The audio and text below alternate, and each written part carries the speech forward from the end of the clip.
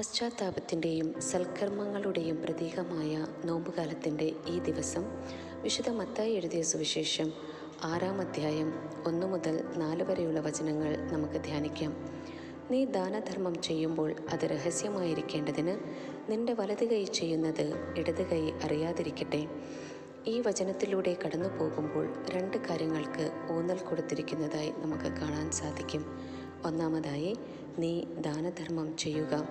2, നീ ദാനധർമ്മം ചെയ്യുന്നത് രഹസ്യമായിരിക്കട്ടെ.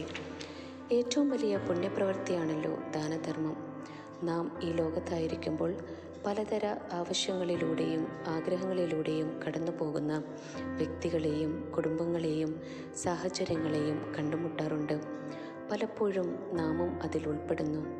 ആവശ്യമുള്ളവന്, ആഗ്രഹിക്കുന്നവന് അർഹിക്കുന്നത് നീതിപരമായി കൊടുക്കുക എന്നതാണ് ദാനധർമ്മത്തിൻ്റെ കാതൽ.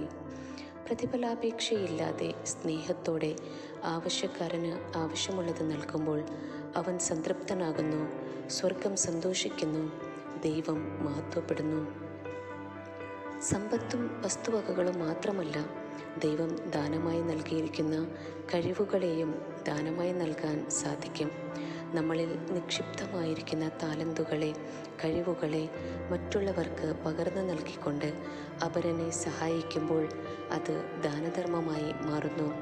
താലന്തുകളെ 30, 60, 100 മേനിയുമാക്കി വളർത്തുവാനും സാധിക്കുന്നു. വചനത്തിൻ്റെ 2-ാം ഭാഗത്തിൽ നാം കാണുന്നത് ചെയ്യുന്ന ദാനധർമ്മം രഹസ്യമായിരിക്കട്ടെ എന്നതാണ്. ആഡംബര ജീവിതവും അതിലുപരി പേരും പെരുമയും പ്രസിദ്ധിയും ആഗ്രഹിച്ചുകൊണ്ട് മാത്രം പ്രവർത്തിക്കുന്ന വ്യക്തി ജീവിതങ്ങളെയാണ് നാം ഇന്ന് ഏറെ കാണുക. ഈ പശ്ചാത്തലത്തിൽ വചനം നമ്മെ ഓർമ്മപ്പെടുത്തുന്നത് വലത് കൈ ചെയ്യുന്ന ദാനം, നന്മ ഇടത് കൈ അറിയാതിരിക്കട്ടെ. അതിൻ്റെ പ്രതിഫലമോ സ്വർഗരാജ്യം. നമ്മുടെ ദാനധർമ്മം പേരിനും പ്രശസ്തിക്കും മാത്രമാകാതെ അർഹിക്കുന്നവന് സംതൃപ്തിയും ആശ്വാസവുമായി തീരട്ടെ. പ്രിയരെ, ഈ ദൈവിക ചിന്തയിലൂടെ ഈ നോമ്പുകാലം നമുക്ക് ഫലപ്രദമാക്കാം.